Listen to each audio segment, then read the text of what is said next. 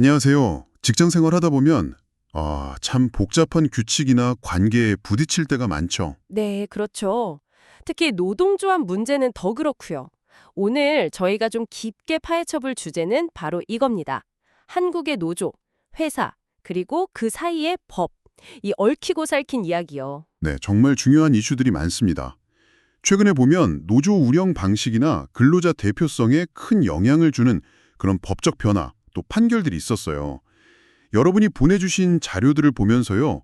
한 회사에 노조가 여러 개 있을 때 생기는 일들, 또 다양한 합의의 종류와 그 효력 문제, 그리고 노조가 겪는 어떤 법적 도전 과제들, 이런 것들을 좀 구체적인 사례를 통해서 살펴보겠습니다. 네, 실제 사례를 보면 이해가 훨씬 쉽죠. 그렇죠. 뭐가 중요하고 또 왜 이게 논란이 되는지 그 핵심만 쏙쏙 뽑아드릴게요.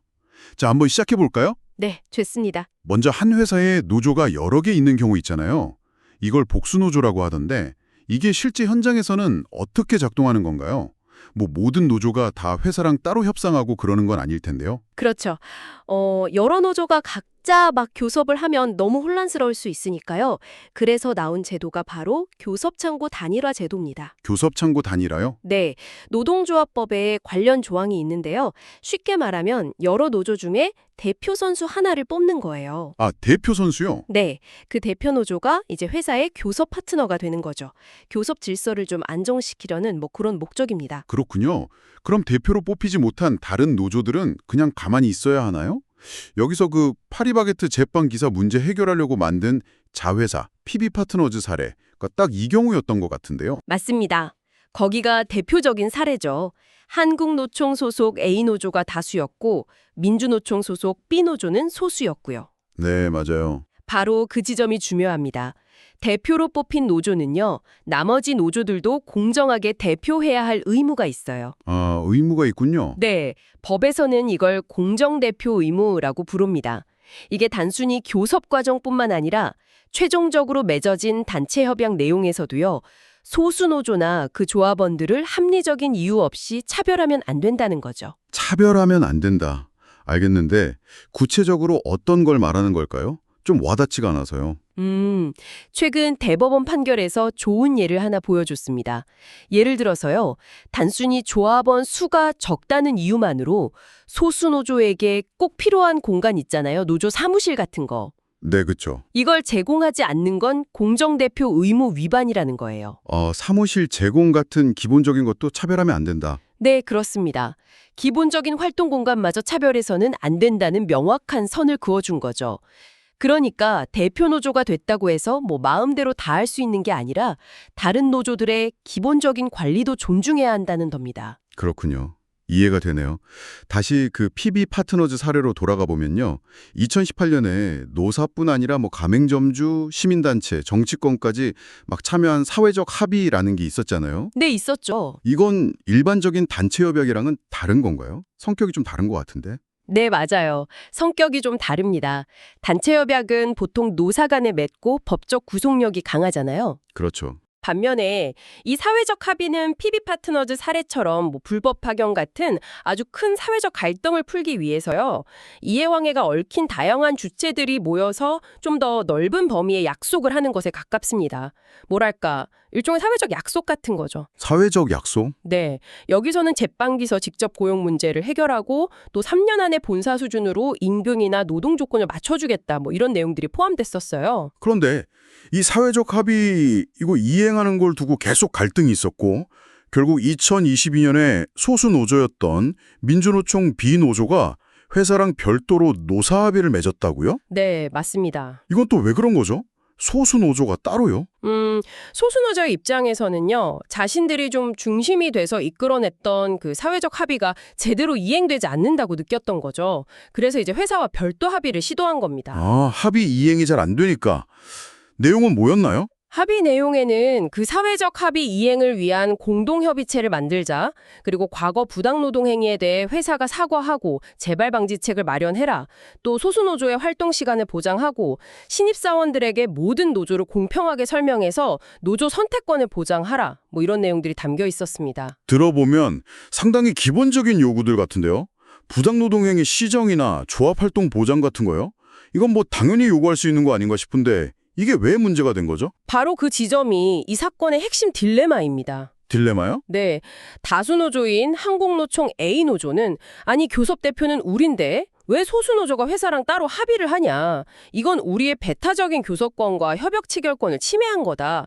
이렇게 주장하면서 법원에 가처분 신청을 냈어요. 아, 대표 노조 입장에선 그럴 수도 있겠네요. 그리고 법원이 이걸 받아들였습니다. 그래서 그 비노조와 회사 간의 노사 합의 효력을 일단 멈추게 한 거죠. 와, 정말 복잡하네요. 그러니까 교섭 창구를 하나로 묶는 그 제도가 오히려 소수노조가 자기들 문제, 특히 뭐 과거 합의행 같은 중요한 문제에 대해서 목소리 내는 것조차 막아버릴 수도 있다. 이런 얘기군요. 그렇습니다.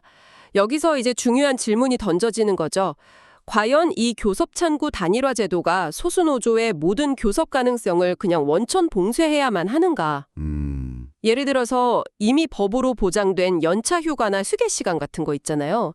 이거 대대로 달라고 요구하거나 아니면 명백한 부당노동 행위를 좀 시정해달라고 요구하는 것.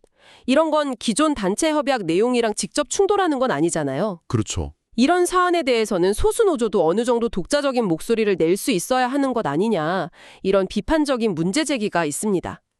모든 근로조건 관련 합의가 반드시 그 대표 선수의 독점물이어야만 하는가, 여기에 대한 좀 근본적인 논쟁이라고 할 수 있습니다. 그렇군요. 참 어려운 문제네요. 이렇게 노조들끼리의 관계도 복잡한데 여기에 또 회사의 입김까지 더해지면 상황은 더 어려워지겠어요. 그 회사가 특정 노조를 밀어주거나 노조 활동에 부당하게 개입하는 경우, 소위 어영노조 문제도 있지 않습니까? 네, 아주 중요한 문제입니다. 법적으로 보면요, 노동조합은 사용자, 그러니까 회사로부터 자주성을 가져야만 노조로 인정을 받습니다. 자주성이요? 네, 회사가 노조 설립이나 운영에 개입하거나 지배하는 건 명백한 불법이에요. 부당 노동 행위로 금지되어 있죠. 그 발레오 전장 노조 사례가 이 문제를 아주 적나라하게 보여줍니다. 아, 발레오 전장 사례? 좀 더 구체적으로 설명해 주실 수 있나요? 회사가 어떻게 개입했다는 거죠? 네, 그 회사가요, 노무법인인 창조 컨설팅이라는 곳이랑 짜고 기존에 있던 좀 강성 노조, 금속노조 발레오만도 지회였는데 이 노조를 약화시키려고 아예 새로운 기업별 노조 설립을 뒤에서 조종한 사건입니다. 뒤에서요? 네, 회사가 직장을 폐쇄한 상태에서 기존 노조 조합원들한테는 탈퇴를 유도하고 새로 만든 노조에 가입하는 직원들한테는 임금 같은 데서 유리한 조건을 제시하는 식으로 막 차별을 했어요. 심지어 노조 가입 자격이 없는 관리직 사원들까지 새 노조에 가입시켜서 억지로 과반수 노조로 만들려고 시도했죠. 와, 정말 노골적이네요. 법원에서는 어떻게 판단했나요? 법원은 아주 명확하게 선을 그었습니다. 이렇게 회사의 개입으로 만들어지고 운영된 노조는 자주성이 없기 때문에 노동조합법상 노조로 볼 수 없다. 즉 무효다 이렇게 판결했습니다. 무효다. 네, 그리고 이 판결은 또 다른 중요한 점도 확인시켜줬는데요. 바로 한 노조가 다른 노조를 상대로 어이, 저 노조는 회사의 콕도각시니까 무효다 라고 법적으로 문제를 제기할 수 있다는 점입니다. 아, 다른 노조가 문제를 제기할 수 있다. 그렇죠. 노조 간의 어떤 견제와 감시 기능이 법적으로 인정된 셈이죠. 회사의 개입 방식도 참 다양하네요. 그럼 혹시 금전적인 지원은 어떤가요? 회사가 노조 운영비를 대주는 거 이거 원칙적으로 안 되는 거 아니었나요? 맞습니다. 원칙적으로 회사가 노조 운영비를 지원하는 것은 노조의 자주성을 해칠 수 있기 때문에 부당노동 행위로 금지됩니다. 그런데 여기서 몇 가지 좀 짚어볼 점이 있어요. 네, 어떤 점들이죠? 첫째는 이 운영비 원조 금지 조항 자체가요. 2018년에 헌법재판소에서 헌법 불합치 결정을 받았어요. 아, 헌법 불합치요? 네, 모든 종류의 금전 지원을 그냥 무조건 금지하는 건 너무 광범위하다는 거예요. 실제 노조의 자주성을 해칠 위험이 거의 없는, 예를 들면 뭐 복지기금 지원 같은 것까지 막는 것은 노조의 단체 교섭권을 지나치게 침해할 수 있다, 이런 이유였죠. 그렇군요. 아직 법이 개정되진 않았지만 현재 판례의 경향은 회사의 지원이 노조의 자주성을 침해할 현저한 위험이 있는 경우 그때만 부당노동 행위로 봐야 한다는 쪽으로 해석하고 있습니다. 아, 현저한 위험이 있을 때만 그럼 예외적으로 허용되는 지원도 있다는 거네요. 그 타임오프 제도가 그런 경우인가요? 정확합니다. 근로시간 면제 제도, 우리가 흔히 타임오프라고 부르는 제도가 대표적인 예외입니다. 노조 안부들이 노조 활동을 하는 시간 동안 회사로부터 급여를 받을 수 있도록 법으로 허용한 거죠. 네. 그런데 여기서 두 번째 중요한 점이 나옵니다. 바로 이 타임오프 제도를 악용해서 노조 간부에게 과도한 임금을 지급하는 것. 이건 여전히 부당노동 행위가 될 수 있다는 겁니다. 과도한 임금이요. 기준이 뭔가요? 좀 애매할 수도 있을 것 같은데요. 네, 그렇죠. 그래서 대법원이 명확한 기준을 제시했습니다. 핵심은 이거예요. 근로시간 면제자가 받는 임금이 그 사람과 비슷한 직급이나 경력, 그리고 호봉을 가진 다른 일반 직원들이 통상적으로 받는 임금 수준, 그것을 사회통념상 합리적인 범위를 넘어설 정도로 지나치게 많으면 안 된다는 겁니다. 사회통념상 합리적인 범위를 넘어설 정도로 지나치게 많으면 혹시 이것도 구체적인 사례가 있을까요? 어느 정도가 지나치게 많은 건지 감이 잘 안 와서요. 네, 있습니다. 에이징 교통이라는 버스 회사 사건이 좋은 예시인데요. 네, 버스 회사요. 네, 이 회사 노조 지부장이 근로시간 연재자였는데 연간 3,000시간을 면제받았어요. 3,000시간이요? 네, 그런데 이 회사 보통 직원들의 연간 소정 근로시간은 한 2,080시간 정도였고요.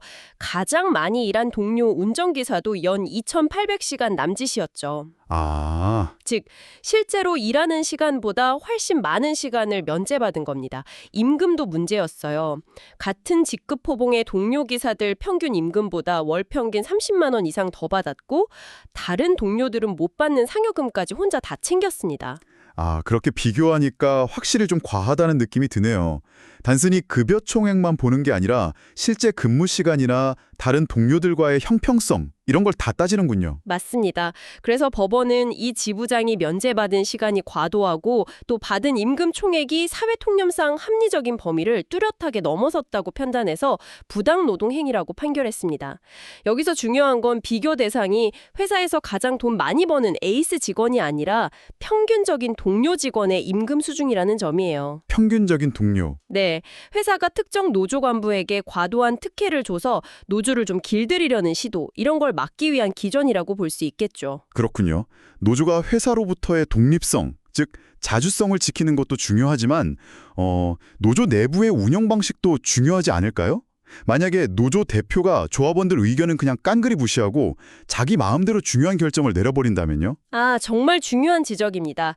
노조는 결국 조합원들의 권익을 대변하기 위해 존재하는 조직인데 그 내부 운영이 민주적이지 않다면 존재 이유 자체가 흔들리겠죠. K노조 사례가 바로 이 문제를 다뤘습니다. K노조 사례요? 어떤 사건이었나요? 이 노조 위원장이요.